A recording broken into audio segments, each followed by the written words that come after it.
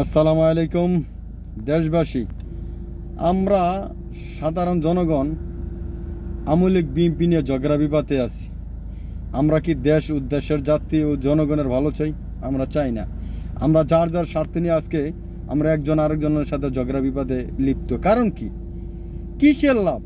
আজকে আওয়ামী লীগ হয়ে বিএনপির সাথে ঝগড়া বিবাদ, বিএনপির তার আওয়ামী লীগের সাথে ঝগড়া বিবাদ। আর এবার দিন শেষে কিন্তু আপনি পরিশ্রম করে কিন্তু কামাই করে আপনার সংসার চালাতে হবে। কোনো আওয়ামী লীগ আর বিএনপি বা জাতীয় পার্টি জামাত ইসলাম আপনাকে চালাবে না। হয়তোবা দেশের ভালো জন্য কিছু কাজ করবে, যারা ভালো কাজ করে যাবে, যারা ভালো চিন্তা ভাবনা থাকবে দেশের জন্য জনগণের জন্য, হয়তোবা তারা কাজ করবে। কিন্তু আপনারা সাপোর্ট করেন, আওয়ামী লীগ করেন, বিএনপি করেন, জামাত ইসলাম যেটাই করেন না কেন, কিন্তু তাই নিয়ে আপনারা সমাজের ভিতরে ঝগড়া বিবাদ করবেন, এটা তো কোনো কথা না। এটা দেশে ও দেশের জনগণের ভালো চান না। তাই আমি বলবো, অনুরোধ করব, আমরা এগুলা থেকে বিরত থাকি। আমরা দেশকে ভালোবাসি, জনগণকে ভালোবাসি, সবাই মিলেমিশে চলি, ঝগড়া বিবাদ ছেড়ে দিই। আল্লাহ হাফেজ।